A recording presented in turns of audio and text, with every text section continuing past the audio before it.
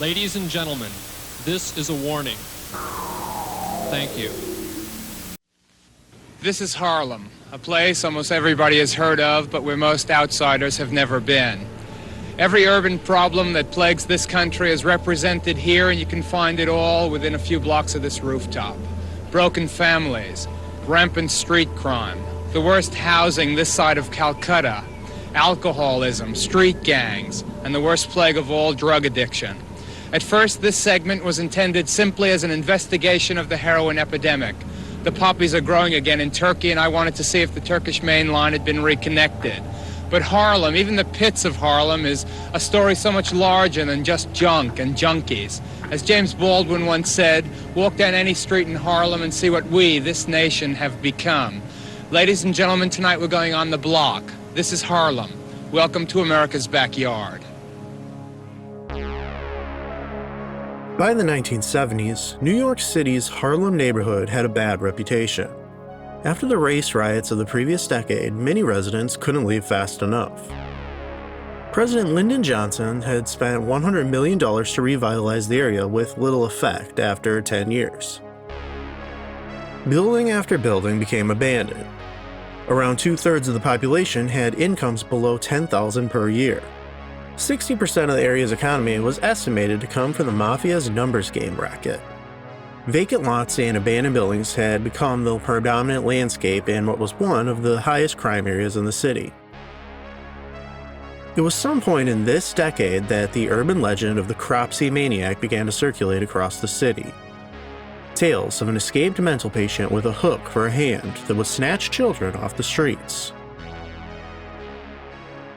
While the legend would later become a reality on Staten Island in the 80s, it may very well be Harlem where the tale got its bloody beginnings, when a string of grisly child murders rocked the neighborhood.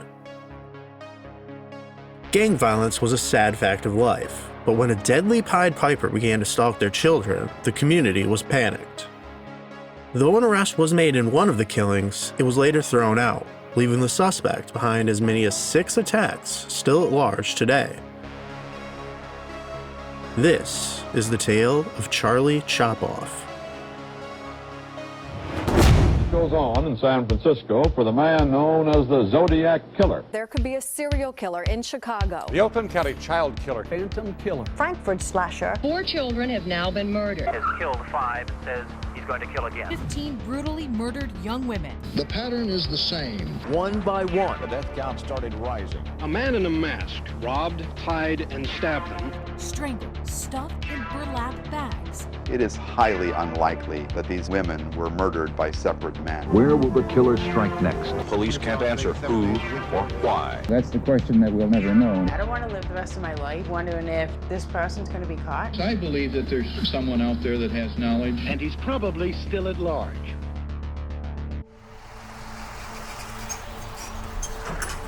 It was March 1972 when 8-year-old Douglas Owens left his central Harlem home to run an errand for his mother. Sadly, almost nothing is known about Douglas, who, like most of the victims, does not even have a photo available. After failing to return home, his mother alerted police. It was somewhere between the same night and 3 days later that the boy's body would be found on the roof of 221 West 121st Street, just 2 blocks from his home. He had been stabbed 38 times. His genitals were cut but still attached. Some sources say his shoes were removed. A short investigation by police ended quickly, with them believing a local had done the crime. 1 month later, the killer would come back to haunt them.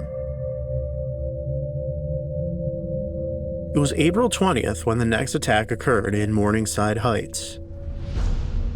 Vietnam War protests had broken out at Columbia University, and around 1,000 students were smashing windows at the International Affairs Building. But 10 blocks away, in the hallway of 174 West 107th Street, another nightmare occurred. Residents would find a bloody boy screaming, and he was rushed to the hospital. As he recovered, he was able to tell his story. While he was out running an errand for his mother, the boy had met a man named Michael, who stated he would pay 50 cents for him to knock on his girlfriend's door inside the apartment building.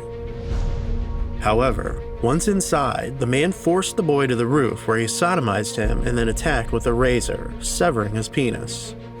He somehow managed to escape down to the hallway. While police waited for him to recover, a macabre event was taking place at the nearby playground a few blocks away. In this playground off Amsterdam Avenue, an adult passing by noticed a group of kids kicking a strange object. It was the boy's genitals. The adult grabbed it from them and brought it to police. Though it was in a different precinct, detectives recalled the previous month's attacks and noted similarities. The two boys had been running errands on rainy days. Owens had signs he was sodomized as well, but the examiner had ruled it inconclusive. The latest boy's shoes were also reportedly removed. Police were sympathetic to this boy's plight, and the attack was kept quiet. He would be able to provide them with a composite sketch of the killer. He was a white male, young, face pockmarked from acne, and walked with a limp. Still, police were hesitant to believe it was the same killer, as they did not think a Caucasian male could have went unnoticed in the neighborhood where Douglas lived. It was October 23rd that year when 9-year-old Wendell Hubbard was last seen playing in front of his tenement building at 2013 Fifth Avenue, just 6 blocks west from where Douglas Owens lived. An hour later, when he hadn't come back home, his mother phoned the police. It was 9 p.m. when a group of kids going up to the roof discovered yet again another grisly scene. Though it hadn't been a rainy day, Wendell's shoes had been removed. He was sodomized and stabbed 17 times, his throat slashed, and his genitals removed. Police set up a tip line for the crime, but it received little press, earning just a small blurb on page 26. East Harlem was again an area that was rarely frequented by white men, but no solid leads would come about. 3 months later, Wendell's case would be a talking point in WCBS TV's public affairs program titled The People, where a panel of officials chastised police on their apparent lack of concern for the lives of New York's black citizens. Little did they know, the following month, another boy would become victim number 4. It was 8:15 on Tuesday, March 7, 1973, when 9-year-old Luis Ortiz left his home at 209 West 107th to go down to the corner grocery store. The corner store where he would have walked a half block down to was exactly diagonal from the building where Jimmy, the surviving victim, had been attacked. The store owner would confirm Luis had come in and purchased milk and bread, but was 13 cents short, the owner telling him not to worry and sent him on his way. When he had not returned home by 10:30, his mother phoned police. Assisted by neighbors and friends, they began looking for the boy, the search going all night. The next day, at 1 p.m., a woman living 1 block south at this building at the corner of 106 and Amsterdam exited her home and took the steps down to the basement area to take her trash out. There on the ground was the body of Luis. He had been stabbed 38 times in his neck, chest, and back. His penis was missing.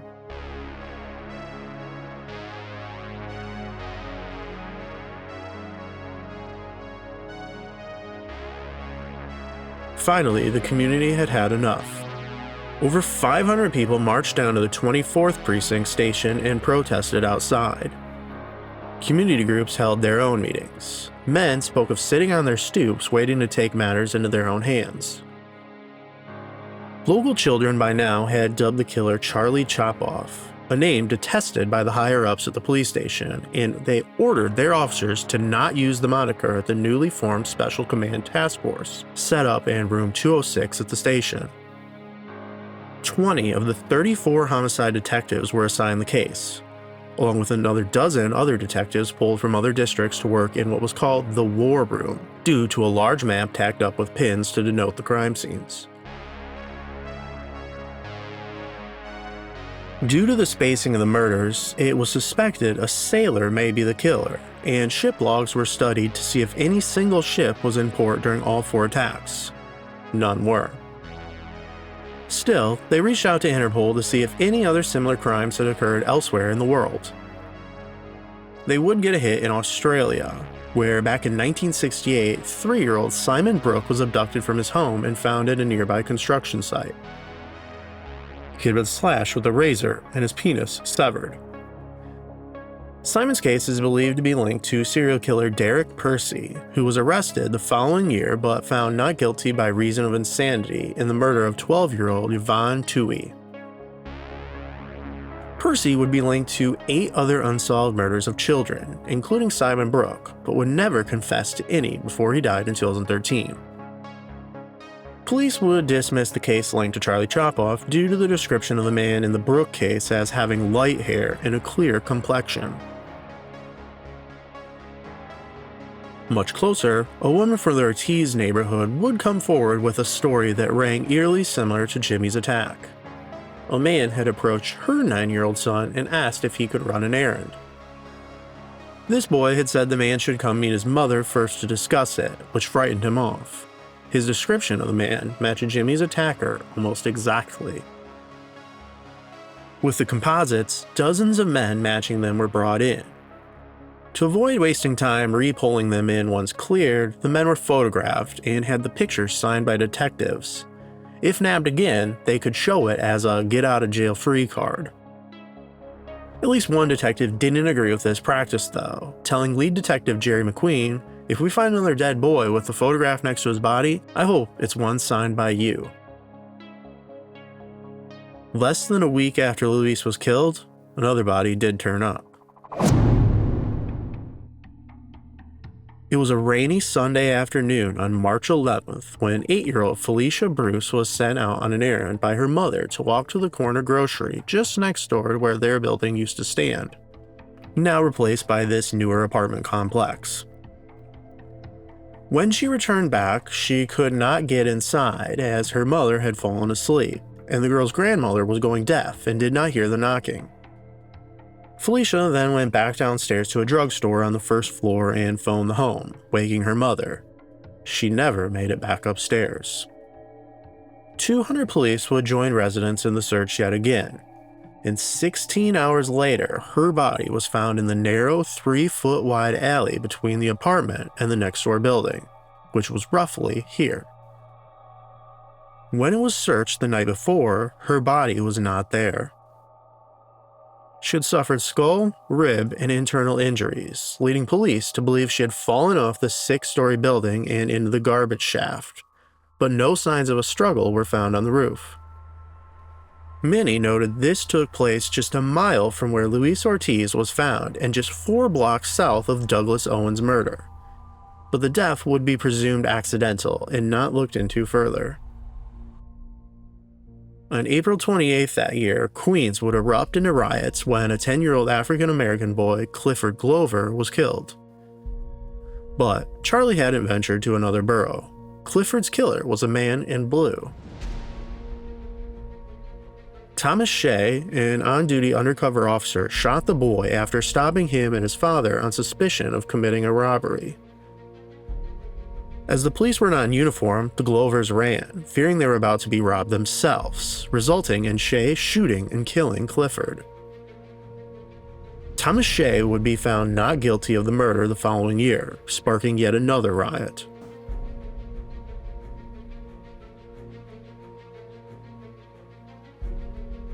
Back in Lower Manhattan, on August 17th, 6-year-old Stephen Cropper and a friend were panhandling at the local community pool when a man told the boys if they would come with him, he would give them money. Stephen agreed, but his friend didn't like the way the man looked and did not join. Stephen lived just a block south in this apartment complex at 90 Pitt Street. This time, his family never even knew he was missing when the body was found less than a half hour later. A block west of the pool, on the rooftop of the tenement at 325 East Houston, the body of Stephen was discovered by a woman running after her dog who had gotten loose.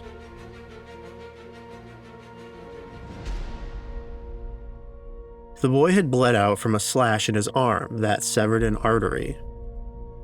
Razor blades were left scattered near the body, and he had a 9-inch long X slashed across his chest. According to different reports, his pants were pulled down but the genitals intact, or his pants were left on because he had been wearing 2 pairs of tight-fitting dungaree shorts. His shoes were also said to have been removed. Polaroids of the body were shown around the neighborhood to identify it. The Cropper family was uncertain, but when they viewed the body in the morgue, his mother collapsed at the site. Manhattan's Borough Commander Assistant Chief Inspector James Hannon would take personal charge over the case, assigning 180 detectives and 100 officers to canvass the area. Over 100 relatives and friends of the Cropper family attended his funeral, held at DeWitt Reformed Church.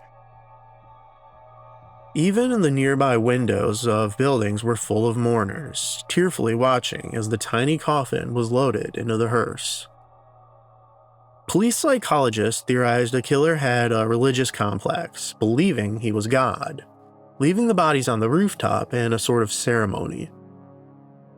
The fear in Harlem had spread over the Lower East Side as well. Just days after this murder, a woman looking out her window noticed a boy walking with a limping man and began shouting to alert others. The man began to run and police were phoned, racing to the scene in squad cars and a helicopter. Despite a building-by-building search, the suspect was not found. The following day, a group of people spotted a man matching the composite and began to beat him up. Police rescued that man and took him into custody when a crowd of between 500 and 1,000 angry New Yorkers gathered outside the station house, demanding the man be turned over to them. One person even fashioned a noose out of a clothesline. Knowing they could not hold them off forever, the police came up with a plan. Putting the man into a cop uniform, he walked out with other police and got into a waiting vehicle to be taken to another police station, where he was questioned and released as innocent. About a week after the Cropper murder, police found 30-year-old Daniel Olivio hiding in the bushes of a park on 172nd Street in the Bronx. He had approached a 5-year-old boy and told him they could play together, instead taking him someplace secluded and sexually assaulting him. The boy escaped and made it back to where his father was in the park. Olivo was noted as matching the description of Charlie Chopoff, but the arrest would be kept quiet, as the DA feared another riot. As he was investigated, police would determine he could not be the killer, and he was sentenced for just the Bronx assault.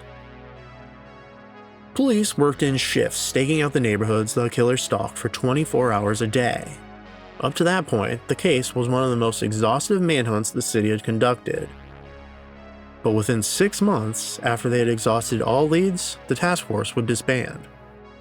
Jeremy Queen stated he believed the killer would only be caught if he turned himself in or an informant came forward. 9 months later, that wish came true. It was around 8 a.m. May 25, 1974, when a 9-year-old Puerto Rican boy left his home on 8th Street in East Village to purchase a loaf of bread for his mother.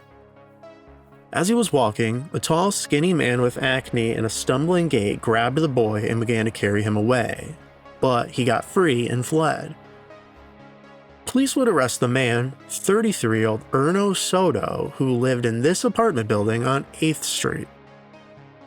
Soto was a former addict and schizophrenic who had been in and out of mental hospitals since 1969, and when arrested, he was said to have repeatedly been babbling a religious slogan. He was sent to Bellevue Hospital for observation until police came to question him. But before they even began, he blurted out that he had killed Stephen Cropper. He also ranted incoherently about receiving messages from God telling him to change little boys into little girls. While he was unable to provide details in the Cropper murder, when they looked into Soto's background, a lot of pieces fell into place. Erno had been at a hospital just 20 to 30 blocks from the Harlem killings, but was either missing or released during the time of all attacks. His father lived just a few blocks from where the Cropper murder took place, and just weeks after Erno's arrest, his brother had killed their father with a knife, saying he was a bad dad. Erno, who was Puerto Rican, had been separated from his wife for several years, during which time she had a child with an African American man. When Erno and her decided to reconcile their differences, she informed him he had to accept her African American skinned child as well, which he'd been able to do so until around the boy's 8th birthday, which is when Soto was first institutionalized. Since then, he had been living in various low-rent hotels before moving into the apartment on 8th Street a month before his arrest. While it was a rundown building, the inside of his apartment was described as meticulously clean. Police psychiatrist Harvey Schlossberg, who had gained fame in the later Son of Sam case, had theorized that the killer had some sort of trauma related to a black child, as well as early March being an important date relating to this, as the first and third attacks had occurred almost the exact same days, a year apart. Soto was shown in lineups to witnesses, including the surviving boy, who would only say he looked similar. However, a later interview with a police officer states the boy did positively identify Soto as the attacker. But the child was having mental issues of his own believed to stem from his castration, and police did not believe him to be a good witness. While his case was preparing for trial, a book about the Manhattan Homicide Squad was released in 1975 and featured the Charlie Chopoff case. On the Track of Murder by Barbara Gelb is perhaps the best surviving record of this forgotten case, but also has left some discrepancies as well due to her using pseudonyms for the suspects, renaming Erno Soto to Miguel Rivera, leading many recent books and podcasts to erroneously cite that name as the killer. In November 1976, the trial began. A doctor described Erno as a walking time bomb, and he would be found not guilty by reason of insanity in the Cropper murder and committed indefinitely to a state hospital. This photograph is the only one that is known to exist of Erno Soto. It would not be until 1993 when he would next be heard from, when Wendell Hubbard's parents and other concerned citizens were rallying against lawyers at the Mental Hygiene Legal Services who were attempting to get Soto declared mentally competent and sent to a non-secure hospital due to health issues he was having. In 1979, the third draft of William Friedkin's film Cruising would use the Charlie Chopoff moniker as the name for the filmed killer. During its production at this time, the gay community was heavily protesting the film, believing it to portray them in a negative light. The final film would not name its killer, who was based on the also unsolved NYC serial killings known as the Bag Murders. While no more murders would occur following Soto's arrest, a small Times article following his trial stated he had been cleared in all of the Harlem crimes. Police had suspected the Cropper murder to be a copycat. Just like Soto, the victims remain in anonymity, with only 2 of the 5 even having photos available online. Whoever Charlie Chopoff was, he remains as mysterious today as he did over 50 years ago, when a man with a bad complexion and a limp struck fear into the community.